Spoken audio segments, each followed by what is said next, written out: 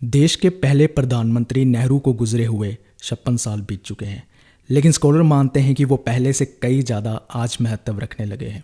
उनकी भारत को गणतंत्र बनाने में और लोकतंत्र को मजबूत करने में जो योगदान रहा है, कुछ लोग कहते हैं कि वो आज भी नहीं भुलाया जा सकता। लेकिन आज भारत की राजनीति में एक अहम शख्स बन चुके हैं जिनके खिलाफ कई सारी डिसइंफॉर्मेशन स्प्रेड की जा रही है। लेकिन इसके बावजूद कहा जा रहा है कि कोई भी डिसइंफॉर्मेशन उनकी भारत को दी देन को नहीं समझ सकते। तो चलिए जानते हैं आज कि हम कितना नेहरू को समझते हैं, पहचानते हैं, उनके सोशलिज्म, सेकुलरिज्म जैसे आइडियाज़ को समझते हैं, उनकी ज़िंदगी के महत्वपूर्ण पहलुओं को समझते हैं और देखते हैं वो कौन से नेशनल इवेंट्स थे जिन्होंने उन्हें नेशनल हीरो बनाया। तो इतिहास के पीछे चलते हैं और शुरू करते हैं नेहरू के जीवन से। नेहरू का जन्म 14 नवंबर 1889 इलाहाबाद में होता है। उनके फादर मोतीलाल नेहरू एक वेल्थी बैरिस्टर थे, कश्मीरी पंडित थे और इंडियन नेशनल कांग्रेस में 2 बार प्रेसिडेंट सर्व करते हैं। अपनी दोनों बहनों में से नेहरू बड़े थे और उनकी बड़ी बहन विजय लक्ष्मी जो first female president of UN general assembly बनते हैं, इसके लिए वो जाने जाते हैं। नेहरू अपने चाइल्डहुड को डिस्क्राइब करते हैं कि उनका चाइल्डहुड शेल्टर्ड और अनइवेंटफुल वन रहा है। मतलब दूसरे लोगों की तरह, दूसरे फ्रीडम फाइटर्स की तरह उनके चाइल्डहुड में कुछ भी ऐसी घटनाएं नहीं थी। वो बड़े होते हैं ऐशो आराम वाली ज़िंदगी में, आनंद भवन जैसे महल में वो बड़े होते हैं। उनको पढ़ाने के लिए प्राइवेट ट्यूटर्स रखे होते थे और इसके बाद अपनी हायर एजुकेशन के लिए वो अमेरिका में जाते हैं पढ़ने के लिए। वहाँ जाकर वो ट्रिनिटी कॉलेज कैम्ब्रिज 1907 में ग्रेजुएशन कोर्स में एनरोल करते हैं और नेचुरल साइंसेस में ग्रेजुएशन करते हैं। इसके बाद वो ग्रेजुएशन ख़त्म करके इंग्लैंड चले आते हैं और वहाँ पर वो एनरोल करते हैं 1910 में इनर टेम्पल इन में लॉ की स्टडी करने के लिए। लॉ की स्टडी इनर टेम्पल इन में की जाती थी और ग्रे इन में भी की जाती थी, जहाँ पर सावरकर और अम्बेडकर पढ़े थे, जैसे हमने पिछली वीडियोस में समझा। और लंदन आकर ही नेहरू फैबियन सोशलिज्म से प्रभावित होते हैं। फैबियन सोशलिज्म के थिंकर बर्नार्ड शॉ, बीटराइस वेब तब उनको काफ़ी प्रभावित करते हैं। फैबियन सोशलिज्म क्या था वो हम आगे जाकर समझेंगे। इसके बाद वो इंडिया वापस आ जाते हैं अपनी पढ़ाई ख़त्म करके और यहाँ पर आकर एडवोकेसी प्रैक्टिस करने लगते हैं इलाहाबाद हाई कोर्ट में। लेकिन उन्हें वैसी कामयाबी नहीं मिलती जिस तरह की कामयाबी उनके फादर को, मोतीलाल नेहरू को मिलती है एडवोकेसी में। इंडियन पॉलिटिक्स में नेहरू का इंटरेस्ट ब्रिटेन में ही शुरू हो जाता है और 1912 में जब इंडिया वापस आते हैं तो वो इंडियन नेशनल कांग्रेस का पटना का सेशन भी अटेंड करते हैं। और 1912 में जब वो इंडिया आते हैं, चाहे तब कांग्रेस मॉडरेट्स और एक्सट्रीमिस्ट में डिवाइड थी, लेकिन फिर भी मॉडरेट्स कांग्रेस को डोमिनेट कर रहे थे। गांधी की एक्टिविटीज़ जो साउथ अफ्रीका में होती है, नेहरू उससे काफ़ी प्रभावित होते हैं। और ये किसकी तस्वीर है ये कमेंट करके आप बताना। हम में से बहुत लोगों ने ये तस्वीर नहीं देखी है। नेहरू गोपाल कृष्ण गोखले की पॉलिटिक्स से इतना इन्फ्लुएंस नहीं थे, इंस्पायर नहीं थे मॉडरेट की पॉलिटिक्स से, क्योंकि गोपाल कृष्ण गोखले ब्रिटिशर को सपोर्ट करते थे और गोखले ये कहते थे कि इंडिपेंडेंस के बारे में सोचना भी मैडनेस है। जबकि नेहरू, हम आगे चल के देखेंगे कि वो कंप्लीट इंडिपेंडेंस चाहते थे। फिर भी उस टाइम की जो मूवमेंट्स चल रही थी, जैसे होम रूल लीग मूवमेंट चल रही थी, तिलक इनिशिएट कर रहे थे, यानी बसंत इनिशिएट कर रहे थे, नेहरू उससे इन्फ्लुएंस होते हैं और एक टाइम के लिए वो ज्वाइन भी करते हैं। 1920 में जब नॉन कोऑपरेशन मूवमेंट शुरू होती है इंडिया में, मतलब नेशनल पॉलिटिक्स की सबसे बड़ी मूवमेंट उस टाइम की, यूपी में जवाहरलाल नेहरू उस मूवमेंट को लीड भी करते हैं, पार्टिसिपेट भी करते हैं। चौरी चौरा इंसिडेंट के बाद इस मूवमेंट को ख़त्म कर दिया जाता है, बंद कर दिया जाता है और बहुत सारे कांग्रेस लीडर हैं जो गांधी से डिससेटिस्फाई हो जाते हैं कि इस मूवमेंट को बंद क्यों किया, चलने देना चाहिए था, शायद हम कुछ बड़ा अचीव कर पाते। और इनमें से जिनका नाम आता है मोतीलाल नेहरू, CR दास जैसे लोग थे जो कांग्रेस से अलग होकर स्वराज पार्टी इस्टेब्लिश कर लेते हैं 1923 में। रिसेंटली भी इंडिया में स्वराज पार्टी इस्टेब्लिश की गई है, बताना आपने कमेंट में लिखकर कि किसने की है। जवाहरलाल नेहरू ने अपने फादर को इस पार्टी में ज्वाइन नहीं किया, रैदर वो गांधी के साथ ही रहे, वो गांधी के साथ ही कोऑपरेट करते रहे। अब हमें समझना है कि नेहरू नेशनल सीन में कैसे नेशनल लीडर बनते हैं, वो कौन से इवेंट है जिसकी वजह से वो नेशनल हीरो बनते हैं, नेशनल लीडर बनते हैं। तो उसकी बैकग्राउंड समझते हैं। 1927 में साइमन कमीशन अपॉइंट किया जाता है जिसने गवर्नमेंट ऑफ इंडिया एक्ट 1919 के रिव्यू करना होता है और साथ में ही कुछ कॉन्स्टिट्यूशनल रिफॉर्म्स जो है प्रपोज करने होते हैं। और साइमन कमीशन क्योंकि इसमें सारे मेंबर में से कोई भी इंडियन मेंबर नहीं होता और नेशन वाइड प्रोटेस्ट होने शुरू हो जाते हैं। 1927 के मद्रास सेशन में कांग्रेस ये डिसीज़न लेती है कि हम साइमन कमीशन को एक तो बायकॉट करेंगे, दूसरा हम ऑल पार्टी कॉन्फ्रेंस जो है वो सेटअप करेंगे जो इंडिया का कॉन्स्टिट्यूशन ड्राफ्ट करने में हमें मदद करेगी। और इस कॉन्फ्रेंस होती भी है। 19 मई 1928 में कॉन्फ्रेंस होती है और वहाँ पर ये डिसीज़न लिया जाता है कि हम एक कमेटी बनाएंगे जो ये कॉन्स्टिट्यूशन को ड्राफ्ट करेगी। इस कमेटी के चेयरमैन चुना जाता है मोतीलाल नेहरू को, और मोतीलाल नेहरू अपनी इस रिपोर्ट को सबमिट करते हैं अगस्त 1928 में ऑल पार्टी कॉन्फ्रेंस में। इस रिपोर्ट को हम नेहरू रिपोर्ट के नाम से जानते हैं और ये रिपोर्ट बहुत ही इम्पोर्टेंट रिपोर्ट थी। ये रिपोर्ट में कांग्रेस ने ब्रिटिशर से कंप्लीट इंडिपेंडेंस तो नहीं मांगी, लेकिन डोमिनियन स्टेटस मांगा। Dominion status Australia, New Zealand, Canada जैसी कंट्रीज़ को मिल रखा था जो ब्रिटिश अंपायर के विद इन मिलता है, और कुछ सेल्फ गवर्नमेंट बनाने जैसी प्रोविजंस होती है। इरविन डेक्लेरेशन होती है। लॉर्ड इरविन 31 अक्टूबर 1929 को डिक्लेयर करते हैं कि इंडिया को हम डोमिनियन स्टेटस दे देंगे, लेकिन डेट मेंशन नहीं करते, कोई डेडलाइन नहीं देते। तो ना ही साइमन कमीशन से खुश थे इंडियन लीडर और ना ही इरविन डेक्लेरेशन से खुश थे। लेकिन फिर भी नेहरू रिपोर्ट को किसी तरह से पास कर दिया जाता है कांग्रेस के कलकत्ता सेशन में दिसंबर 1928 में। और मीनवाइल 1928 में जवाहरलाल नेहरू, सुभाष चंद्र बोस और श्रीनिवास अयंगर जैसे लीडर के साथ independence of India league establish करते हैं, क्योंकि वो डोमिनियन स्टेटस के फेवर में नहीं थे, वो कंप्लीट इंडिपेंडेंस ऑफ इंडिया के फेवर में थे। और कांग्रेस का जो कोलकाता का सेशन होता है उसमें दोबारा कांग्रेस में स्प्लिट होने का खतरा बन जाता है। एक लीडर वो जो डोमिनियन स्टेटस चाहते हैं और एक लीडर कांग्रेस के वो जो चाहते हैं कि इंडिया को कंप्लीट इंडिपेंडेंस मिले, जिनमें से जवाहरलाल नेहरू लीड कर रहे थे। क्योंकि नेशनल सिनेरियो पे तब गांधी लीड कर रहे थे, तो उन्होंने ये डिसीजन लिया कि अगर ब्रिटिश पार्लियामेंट एक्सेप्ट कर लेती है नेहरू रिपोर्ट को 31 दिसंबर 1929 से पहले, तो कांग्रेस भी उस रिपोर्ट को एज इट इज़ एक्सेप्ट कर लेगी, यानी डोमिनियन स्टेटस हमें मिल जाएगा। और अगर 31 दिसंबर से पहले नेहरू रिपोर्ट को एक्सेप्ट नहीं किया जाता तो हम कंप्लीट इंडिपेंडेंस मांगेंगे ब्रिटिशर से। और जब डेडलाइन बहुत पास आ जाती है 19 दिसंबर 1929 को कांग्रेस लाहौर सेशन करती है और पूर्ण स्वराज की यानी टोटल इंडिपेंडेंस की रेजोल्यूशन को पास कर देती है।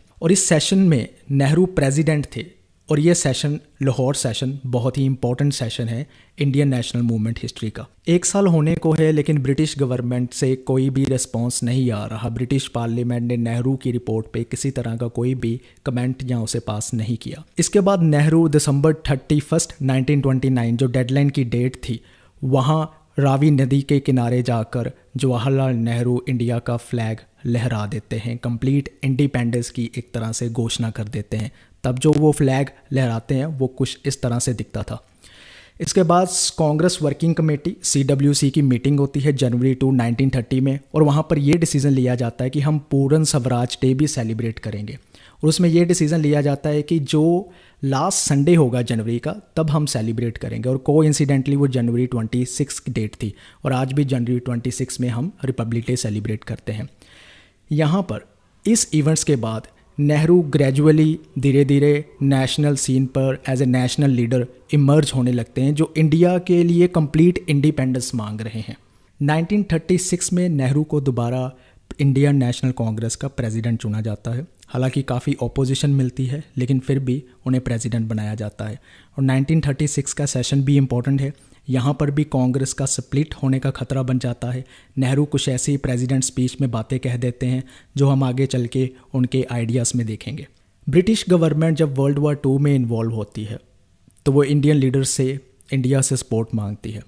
नेहरू कहते हैं कि हम सपोर्ट देंगे लेकिन कुछ कंडीशन पर, जैसे कि हमें वार के बाद फुल इंडिपेंडेंस दी जाएगी, ये भरोसा दिलाया जाए, हमें कॉन्स्टिट्यूएंट असेंबली बनाने दी जाएगी और जिसमें हम अपने कॉन्स्टिट्यूशन को फ्रेम कर सकते हैं। इसी के चलते हुए क्रिप्स मिशन को अपॉइंट किया जाता है 1942 मार्च में। हालांकि Cripps, sir Stafford Cripps Nehru के अच्छे दोस्त थे लेकिन फिर भी कोई सेटिस्फैक्ट्री प्रॉमिस नहीं कर पाते क्योंकि वो मुस्लिम लीग और इंडियन नेशनल कांग्रेस के लीडर्स को ही इकट्ठा करते रहते हैं लेकिन एक कॉमन एजेंडा वो नहीं निकाल पाते। Congress under the leadership of Gandhi ये डिसाइड करते हैं कि हम क्रिप्स प्रपोजल को रिजेक्ट करते हैं और अगस्त 1942 में क्विट इंडिया मूवमेंट लॉन्च कर देते हैं। नेहरू इनिशियल हेजिटेशन के बाद वो चाहते थे कि क्रिप्स प्रपोजल को किसी तरह से एक्सेप्ट कर लिया जाए, लेकिन बाद में वो भी क्विट इंडिया मूवमेंट को ज्वाइन कर लेते हैं और कई लीडर्स के साथ उन्हें भी अरेस्ट कर लिया जाता है नेहरू को, और फिर उन्हें छोड़ा जाता है, जेल से रिलीज़ किया जाता है जब कैबिनेट मिशन को अपॉइंट किया जाता है 1946 में। कैबिनेट मिशन के प्लान को एक्सेप्ट किया जाता है और उसके अकॉर्डिंगली प्रोविंशियल असेंबलीज़ में कांग्रेस पार्टिसिपेट करती है और मेजॉरिटी ऑफ सीट्स कांग्रेस को इस इलेक्शन में मिलते हैं। इंटरिम गवर्नमेंट के नेहरू को पीएम चुना जाता है। इसके बाद वो 15 अगस्त को इंडिया के प्राइम मिनिस्टर बनते हैं और अपना famous speech tourist with destiny देते हैं। Long years ago, we made a tryst with destiny at the stroke of the midnight hour.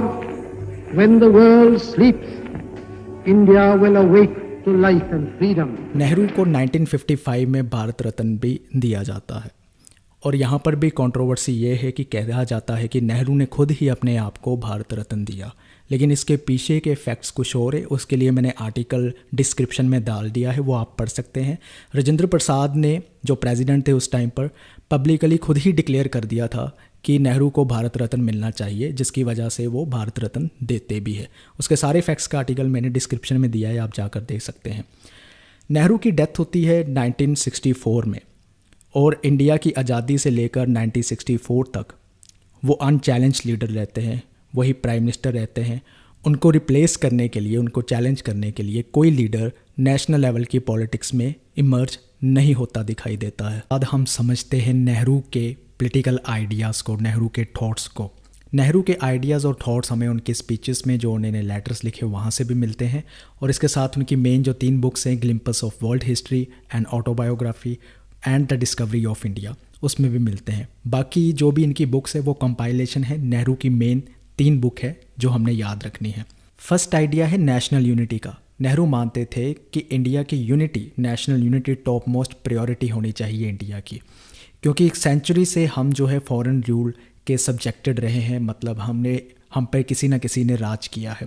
Nehru कहते हैं वो इसलिए किया है क्योंकि हमारे पास सेंट्रल गवर्नमेंट नहीं थी, कोई नेशन वाइड अथॉरिटी नहीं थी, हमारी जो रीजनल आइडेंटिटीज़ थी, जो हमारी रीजनल वफादारियाँ थी, वो बटी हुई थी और इसकी वजह से लोग जो फॉरेन रूलर आते थे उनके साथ लड़ते नहीं थे, उन्हें रेजिस्ट नहीं करते थे, रादर अपनी निजी दुश्मनी निकालने के लिए उनका साथ देते थे, उनको सपोर्ट करते थे। नेहरू कहते हैं ये इंडिया में कॉन्स्टिट्यूशन की वजह से आज हमें सेंट्रल गवर्नमेंट मिली है, सेंट्रल अथॉरिटी मिली है, जिसकी वजह से हमने जो है इंडिया को स्ट्रॉन्ग बनाया है, इंडिया को यूनाइट बनाया है। सेंट्रल गवर्नमेंट भी इंडिया में कॉन्स्टिट्यूशन ने दी है और इसके साथ हमने रीजनल ऑटोनॉमी को भी बरकरार रखा है। तो नेशनल यूनिटी ऐसी ही होनी चाहिए जिसमें सेंट्रल गवर्नमेंट भी हो और रीजनल ऑटोनॉमी भी दी जाए। नेहरू मानते थे कि अगर किसी भी मॉडर्न स्टेट को ग्रो करना है, स्ट्रॉन्गर होना है, तो उसके लिए सिर्फ एक ही नेशनल आइडेंटिटी को प्रमोट करना चाहिए। लोगों की वफादारियाँ जो है रीजनल लेवल पर बटे नहीं होने चाहिए और वो सेंट्रल गवर्नमेंट अगर स्ट्रॉन्ग होगी उससे पॉसिबल है। नेहरू लिंग्विस्टिक रीऑर्गेनाइजेशन में बिल्कुल भी विश्वास नहीं रखते थे। भाषा के आधार पर अगर कोई स्टेट क्रिएट की जाएगी तो नेहरू मानते थे इंडिया डिसइंटीग्रेट हो जाएगा, इसलिए वो फेवर में थे सिर्फ एडमिनिस्ट्रेटिव कन्वीनियंस के आधार पर स्टेट को डिवाइड करना चाहिए। और नेहरू मानते थे अगर हम इंडिया पे भाषा के आधार पर या फिर धर्म के आधार पर कुछ अलग स्टेट्स बनाते हैं तो इसकी वजह कोई रैशनल नहीं होगी, रैदर ये नॉन रैशनल, इमोशनल और एलियनेशन करने का एक तरीका होगा लोगों को, क्योंकि नेहरू कहते हैं कि इससे हम उनकी आइडेंटिटी को कंफ्यूज कर देंगे। उन्हें ये नहीं पता चलेगा कि रीजनल वफादारी ज़्यादा करनी है या नेशनल लेवल पर अपनी लॉयल्टीज़ देनी चाहिए, लोग बढ़ जाएंगे, इसकी वजह से इंडिया भी डिसइंटीग्रेट हो जाएगा। नेहरू कहते हैं एक और तरीका है, स्ट्रॉन्ग सेंट्रल गवर्नमेंट के साथ साथ अगर इंडिया में इंडस्ट्रियलाइजेशन की जाए तो इससे भी इंडिया में यूनिटी आ सकती है, इससे इकोनॉमिक इंटरडिपेंडेंस बढ़ेगी, इसकी वजह से उनकी जो है इंक्लूसिव ग्रोथ होगी हर रीजन की, जिसकी वजह से वो एक देश में ग्रो करना चाहेंगे, एक देश के साथ चलना चाहेंगे। नेहरू हम देखते हैं कि कल्चर में ज़्यादा बिलीव नहीं करते कि कल्चर भी एक नेशनल यूनिटी का बेसिस हो सकता है, जैसे गांधी मानते थे, इवन सावरकर ने भी कल्चरल को ही माना है। उसकी वजह यह है, नेहरू मानते हैं कि हिंदू में एक यूनिफाइड एलिमेंट नहीं है। जैसे यूरोप में एक यूनिफाइड एलिमेंट मिलते हैं, वहाँ पर उन कंट्रीज़ में एक ही लैंग्वेज होती है, उनका एक ही सैक्रेड टेक्स्ट बाइबल होता है और एक ही चर्च होती है, अलग अलग रिलीजन के अलग अलग इंस्टीट्यूशन नहीं होते हैं। नेहरू मानते हैं कम से कम गांधी ने किसी तरह से ट्रेडिशनल मेमोरीज, इमेजेस या सिंबल्स को इन्वोक किया है लोगों को यूनाइट करने के लिए। रघुपति राघव, राजा राम, जो ये एक सिंबल ही था जो प्रमोट किया उन्होंने लोगों में एक यूनिटी लेकर आने के लिए। तिलक ने जैसे गणपति फेस्टिवल को प्रमोट किया था। तो लेकिन नेहरू कल्चरल को बेसिस नहीं मानते नेशनल यूनिटी में। इंडस्ट्रियलाइजेशन और स्ट्रॉन्ग सेंट्रल गवर्नमेंट वो ज़रूर मानते थे। और कल्चरली इंडिया को यूनाइट करने के लिए गांधी को वो प्रेज भी करते हैं, कॉम्प्लीमेंट भी करते हैं। सेकंड आइडिया है पार्लियामेंट्री डेमोक्रेसी का। नेहरू पार्लियामेंट्री डेमोक्रेसी को इंडिया के नेशनल गोल के लिए सेकंड मोस्ट इंपॉर्टेंट गोल मानते थे।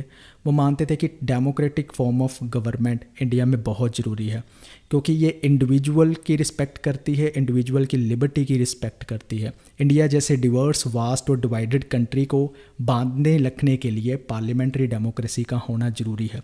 इससे जब नेशनल लेवल पर इलेक्शन होंगे, स्टेट लेवल पर भी इलेक्शन होंगे, इससे ये फ़ायदा होगा कि लोगों की एक पब्लिक पॉलिटिकल ओपिनियन बनेगी। लोग जो है पब्लिक अफेयर्स में पार्टिसिपेट करेंगे, क्योंकि इंडिया के लोग तब उस टाइम पर ज़्यादा पॉलिटिकली एक्टिव नहीं थे। और इसके साथ नेहरू हमें पार्लियामेंट्री डेमोक्रेसी का कोई अल्टरनेटिव नहीं देते, कोई थ्योरी नहीं देते, लेकिन विवेकानंद, औरोबिंदो, एम.एन. रॉय, गांधी जैसे पार्लियामेंट्री डेमोक्रेसी का अल्टरनेटिव मानते थे और उस पर उन्होंने थ्योरीज भी दी है। नेहरू कहते हैं कि वेस्टमिनिस्टर पार्लियामेंट्री का जो मॉडल है वो लिबरल डेमोक्रेसी का बेस्ट मॉडल है। वेस्टमिनिस्टर इंग्लैंड में जगह है जहाँ पर इंग्लैंड की पार्लियामेंट है, इसलिए उस मॉडल को वेस्टमिनिस्टर पार्लियामेंट्री मॉडल कहा जाता है। नेहरू कहते हैं एक तो ये मॉडल इंडिया में ब्रिटिशर ने इंट्रोड्यूस किया, लोग इसके साथ फेमिलियर भी है और ये स्टेबिलिटी को गारंटी देगा आने वाले टाइम पर। पार्लियामेंट्री डेमोक्रेसी में नेहरू मानते थे कि कन्वेंशनल इंस्टीट्यूशन जो है जो डेमोक्रेसी को बढ़ाते हैं, जैसे यूनिवर्सल अडल्ट सफरेज हो गया, फ्री एंड फेयर इलेक्शन हो गया, सेपरेशन ऑफ पावर हो गया, independent judiciary, free press, civil liberties जैसी चीज़ें जो लोगों के बेसिक राइट्स, कॉन्स्टिट्यूशनल के बेसिक राइट्स को गारंटी करते हैं, फंडामेंटल राइट्स को गारंटी करते हैं। इसलिए पार्लियामेंट्री डेमोक्रेसी का इंडिया में होना ज़रूरी है। लेकिन इस पार्लियामेंट्री डेमोक्रेसी में ओपोजिशन का क्या रोल रहेगा, क्योंकि नेहरू जिस टाइम पर ये अपनी बातें कर रहे हैं, थॉट्स दे रहे हैं, तब तो लोग क्रिटिसाइज़ करने लगे थे कि इंडिया में एक कांग्रेस सिस्टम है, जैसे रजनी कोठारी ने कहा। तो इस कांग्रेस सिस्टम में ओपोजिशन कैसे आएगी? कांग्रेस सिस्टम का मतलब है जहाँ सब कुछ डिसीजन कांग्रेस ले रही है, सब कुछ कांग्रेस डिसाइड कर रही है। तो कांग्रेस अपने आप में एक पार्टी नहीं है, या कांग्रेस एक सिस्टम है। तो नेहरू मानते थे कि पार्लियामेंट्री डेमोक्रेसी में एक स्ट्रॉन्ग और यूनाइटेड ऑपोजिशन का होना ज़रूरी है। लेकिन उस टाइम पर जब तक नेहरू प्राइम मिनिस्टर रहते हैं, कोई स्ट्रॉन्ग और यूनाइटेड ऑपोजिशन नेहरू के अगेंस्ट नहीं आ पाती। तो नेहरू उसके लिए क्या करते हैं, कैसे कंपनसेट करते हैं? नेहरू जो भी बचे कुचे ओपोजिशन लीडर थे कम गिनती में, उनको रेगुलरली ब्रीफ करते थे कि उनकी कैबिनेट में कौन से डिसीजन लिए जा रहे हैं, क्या किया जा रहा है। इसके साथ वो अपनी ही पार्टी में इंटरनल डिबेट्स को एनकरेज करते थे और जो लोग उनके साथ सहमत नहीं थे उनको वेलकम भी करते थे। कई बार तो नेहरू ने ओपोजिशन को ही कहते इंटरनलाइज कर लिया था। इसका मतलब ये है कि वो कभी कभी खुद ही लीडर ऑफ ऑपोजिशन एक्ट करने लगते थे। नेहरू अपने कोलीग्स को पब्लिकली क्रिटिसाइज़ करते थे, इवन अपनी भी मिस्टेक मानते थे और उसको सुधारने की कोशिश करते थे। प्रेस को भी ये इनकरेज किया कि आप भी ऑपोजिशन का रोल इंडिया में प्ले करो, आप भी गवर्नमेंट की जहाँ गलतियाँ हैं, मिस्टेक है, जो कमियाँ हैं उसको कैसे ठीक करना है वो भी बातें आप लोगों तक पहुँचाओ। लेकिन फिर भी इन सब बातों के बावजूद भी इंडिया में जो strong opposition party role play कर सकती थी, वो ये सब बातें नहीं कर सकती थी। थर्ड आइडिया है इंडस्ट्रियलाइजेशन का। नेहरू ये मानते थे कि कॉटेज और स्मॉल स्केल इंडस्ट्री प्रमोट करने से पॉवर्टी और अनएम्प्लॉयमेंट की प्रॉब्लम को टैकल किया जा सकता है, जो एक गांधीयन आइडिया है, लेकिन कम्प्लीटली नहीं किया जा सकता। ये सिर्फ एक टेम्परेरी मेजर्स हो गई। इंडिया को फुली इंडस्ट्रियलाइज्ड करना ज़रूरी है अगर हम पॉवर्टी और अनएम्प्लॉयमेंट को टैकल करना चाहते हैं। और अगर टेक्नोलॉजी डिमांड करती है बिग इंडस्ट्री की, तो हम बड़ी मशीन और बिग इंडस्ट्री इंडिया में लेकर आएंगे, हमें ये एक्सेप्ट करना होगा।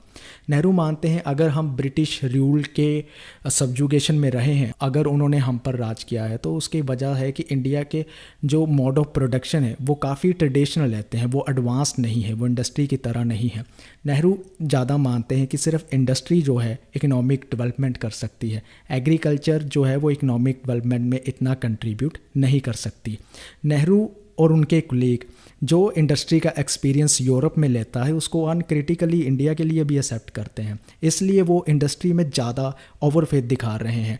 भिखू पारख लिखते हैं कि नेहरू जल्दबाजी में थे, वो इंडस्ट्री से तो इंडिया को ट्रांसफॉर्म करना चाहते थे, लेकिन वो एग्रीकल्चर ग्रोथ में बिल्कुल भी विश्वास नहीं रखते थे, क्योंकि वो एग्रीकल्चर को कल्चरली इन्फीरियर एक्टिविटी मानते थे। वो मानते थे कि इसकी वजह से लोग विलेज तक ही लिमिट रह जाते हैं, उनकी सोच जो है वो ज़्यादा ग्रो नहीं हो पाती, जिससे इंडिया में इग्नोरेंस और ट्रेडिशनलिज्म जो है वो ज़्यादा बढ़ जाएगा। सोशलिज़म का आइडिया नेहरू का समझते हैं सबसे इम्पोर्टेंट आइडिया ही उनका सोशलिज़म का है। नेहरू कैम्ब्रिज डेज में बर्नार्ड शॉ और वेब के फैबियनिज़म से इंस्पायर होते हैं। फैबियनिज़म इमर्ज होता है फैबियन सोसाइटी से, जो लंदन 1884 में इस्टेब्लिश की जाती है। फैबियन सोशलिज़म का मतलब यही है कि डेमोक्रेटिक वे से धीरे धीरे सोशलिज़म को किसी तरह से इंट्रोड्यूस करना, रिफॉर्म्स लेकर इंट्रोड्यूस करना, ना कि रेवोल्यूशन के थ्रू इंट्रोड्यूस करना। तो इसी से इंस्पायर होकर नेहरू मानते हैं कि सोशलिज़म के दो फॉर्म्स होते हैं, एक है साइंटिफिक मेथड ऑफ एनालिसिस और एक होता है नॉर्मेटिव डॉक्ट्रिन, जो ये बताता है कि सोसाइटी कैसी होनी चाहिए। इन दोनों को हम अब डिटेल में समझते हैं। पहली फॉर्म में नेहरू ये कहते हैं कि जो साइंटिफिक मेथड ऑफ एनालिसिस है उसमें जो इकोनॉमिक फैक्टर की प्राइमेसी दी जाती है। इकोनॉमिक फैक्टर की प्राइमेसी का मतलब ये है कि हमारी सोसाइटी में जो कुछ भी डिसाइड हो रहा है, हमारी सोसाइटी में अगर कोई चेंज आ रहा है वो इकोनॉमिक चेंजेस की वजह से ही चेंज आ रहा है। यहाँ तक कि हमारे जो पॉलिटिकल व्यूज़ भी बनते हैं, ठीक है, हम जो पॉलिटिकली डिसीजन भी लेते हैं उसमें कहीं ना कहीं इकोनॉमिक इंटरेस्ट छुपा होता है। तो नेहरू इस मेथड को साइंटिफिक मानते हैं, इसको फैक्ट मानते हैं, और नेहरू ये बिलीव करते हैं कि इस मेथड से हमें ये भी समझने को मिलता है कि ब्रिटिशर ने इंडिया को कॉलोनाइज़ क्यों किया। ब्रिटिशर ने इंडिया को कॉलोनाइज़ इसलिए नहीं किया ताकि इंडिया के लोगों को सिविलाइज कर सके, जैसे कि ब्रिटिशर थ्योरी प्रमोट करते थे वाइट मैन बर्डन की। वो कहते हैं कि ब्रिटिशर ने इसलिए कॉलोनाइज़ किया ताकि वो रॉ मटेरियल ले सके, यहाँ पर मार्केट को इस्टेब्लिश कर सके, और इंडिया के सारे जो रिलीजियस कन्फ्लिक्ट भी है वो भी इस थ्योरी से समझे जा सकते हैं। उन कन्फ्लिक्ट में भी कहीं ना कहीं इकोनॉमिक इंटरेस्ट छुपा हुआ है। नेहरू कहते हैं मैंने ये देखा है कि हर कम्युनल डिमांड जो भी है वो एट द एंड एक जॉब्स की डिमांड होती है। मतलब गवर्नमेंट में हाई पोजीशन पाने के लिए, गवर्नमेंट में जॉब्स पाने के लिए, ताकि किसी ना किसी तरीके से वो अपनी कम्युनिटी के बंदे ही वहाँ पर रूल कर सके और उनका राज जो है बढ़ सके। तो कहीं ना कहीं इकोनॉमिक इंटरेस्ट भी इसके पीछे जो है छुपा होता है। सोशलिज़म का जो सेकंड आइडिया है नॉर्मेटिव डॉक्ट्रिन का, जिसमें कोई साइंटिफिक एनालिसिस नहीं है, रादर ये बताया जाता है कि एक आइडियल सोसाइटी क्या है, सोसाइटी कैसी होनी चाहिए, कैसी दिखनी चाहिए, वो है सोशलिज़म का नॉर्मेटिव डॉक्ट्रिन। नेहरू कहते हैं कि सोशलिज़म इस आइडिया के थ्रू इंसानियत को, ह्यूमैनिटी को ट्रांसफॉर्म करना चाहता है। ये आइडिया कोई कैपिटलिज्म, क्लास वार या रेवोल्यूशन, इकोनॉमिक डिटर्मिनिज्म की थ्योरी जो कार्ल मार्क्स और लेनिन प्रमोट कर रहे थे उसके साथ इसका लेना देना कुछ भी नहीं है। ये आइडिया अपने आप में क्लासलेस है, क्लास पर कोई विश्वास नहीं करता। ये डेमोक्रेटिक आइडिया है जो ह्यूमन को, लोगों को मटेरियल और ऐसी मॉरल कंडीशंस प्रोवाइड करना चाहता है जिससे उनकी डेवलपमेंट हो सके। नेहरू मानते थे ये आइडिया कोऑपरेटिव सोसाइटीज़ को डेवलप करता है, लोग एक दूसरे के साथ कोऑपरेशन से रहे, उस आइडिया को प्रमोट करता है, और लोगों में नॉन एक्विजिटिव इम्पल्सेस हो उसको इनकरेज करता है। इसका मतलब ये है कि लोग सिर्फ मटेरियल वेल्थ के बारे में ना सोचे, सिर्फ लोग मनी माइंडेड ना हो, इंसान के बारे में सोचे, इंसानियत के बारे में सोचे। तो इस सोशलिज़म के आइडिया में प्रोडक्शन जो होनी चाहिए वो प्लान्ड होनी चाहिए, ऑर्गेनाइज्ड होनी चाहिए, कोऑपरेटिव लाइंस के अकॉर्डिंगली होनी चाहिए, ये नेहरू बताते हैं। नेहरू कहते हैं कि इस सोशलिज़म के आइडिया में हम ह्यूमन नीड्स को फोकस कर रहे हैं, हम प्रॉफिट्स को फोकस नहीं करते जैसे कैपिटलिज्म में किया जाता है, और इस आइडियाज़ में हम फ्रीडम्स और राइट्स भी दे रहे हैं।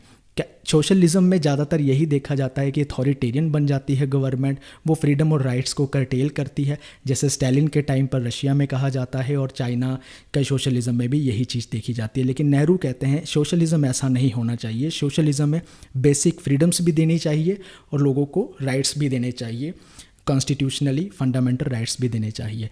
नेहरू का सोशलिज्म मार्क्स से कैसे डिफरेंट है ये भी समझना होगा। नेहरू जो है मैन को प्रोड्यूसिंग बीइंग नहीं मानते हैं। नेहरू नहीं मानते हैं कि ह्यूमन बीइंग जो है अपने आप में उसकी जो बेसिक एक्टिविटी है जो करना चाहता है वो कुछ प्रोड्यूस करना चाहता है, कुछ क्रिएट करना चाहता है। इस पे नेहरू कुछ भी फोकस नहीं करते। नेहरू ना ही पॉपुलर पार्टिसिपेशन की बात करते हैं, जैसे मार्क्स करते हैं, और ना ही वो बात करते हैं कि स्टेट एक टाइम पर आकर ख़त्म हो जाएगी। लेदर नेहरू स्टेट में बिलीव करते थे, वो ये नहीं बिलीव करते थे एक टाइम ऐसा आएगा कि स्टेट ख़त्म हो जाएगी। नेहरू का सोशलिज़म बेसिकली लिबरल सोशलिज़म है, डेमोक्रेटिक सोशलिज़म है, जो इंडिविजुअल पर ज़्यादा फोकस करता है और कम्युनिटी लाइफ पर कम फोकस करता है। कम्युनिज़म जो मार्क्स का आइडिया था उस पर कम फोकस करता है। नेहरू सोशलिज़म को किस तरह से प्रैक्टिस करते हैं? 1929 लाहौर सेशन में भी वो कांग्रेस के जब प्रेसिडेंट होते हैं किसी तरह से कांग्रेस से सोशलिज़म प्रिंसिपल्स को एक्सेप्ट करवाते हैं। फिर 1931 में कराची सेशन में वो इसको डिटेल प्रोग्राम तैयार करते हैं और कांग्रेस उसको भी एक्सेप्ट करती है।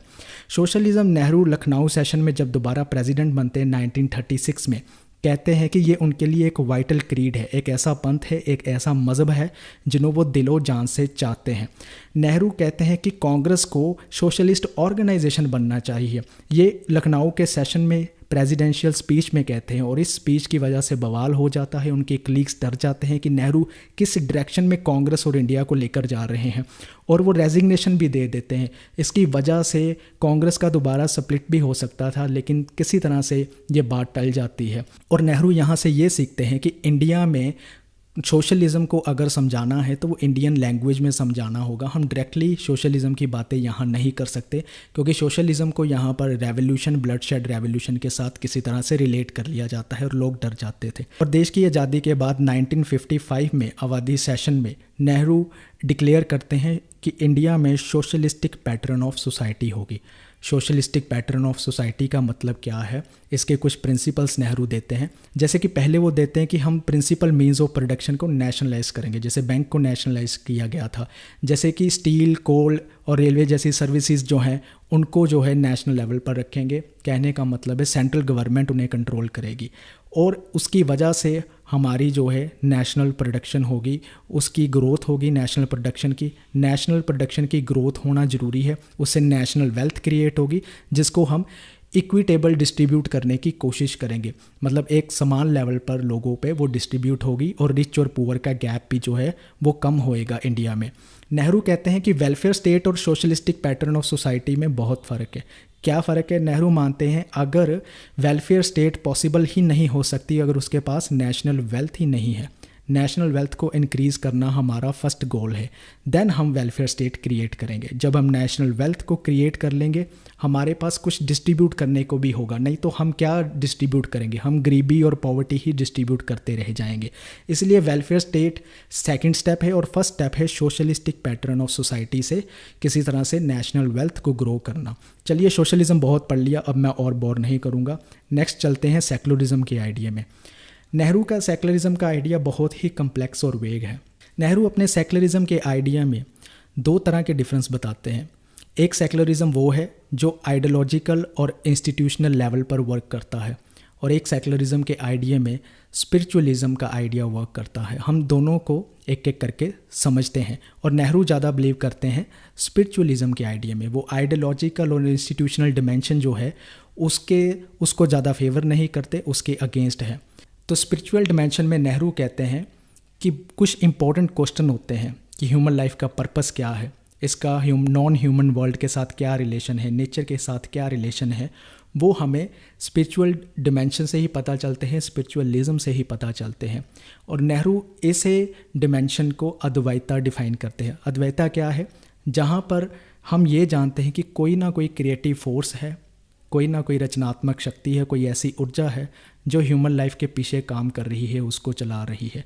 और नेहरू मानते हैं साइंस और स्टेट इस डोमेन को टच नहीं करते हैं, इस पे वो इंटरफेयर नहीं कर सकते हैं। सेकुलरिज्म की सेकंड डिमेंशन में जो आइडियोलॉजिकल और इंस्टीट्यूशनल डिमेंशन है, उसमें नेहरू कहते हैं कुछ रिलीजियस बिलीफ होते हैं, कुछ फेथ होते हैं, जिसे वो कहते हैं थियोलॉजिकल डॉगमास, जिसका मतलब ये है देवी देवताओं की एग्जिस्टेंस में मानना, गॉड की एग्जिस्टेंस में मानना, नर्क स्वर्ग जैसी बातों को मानना, पाप पुण्य जैसी कर्म वाली थ्योरी में बिलीव करना।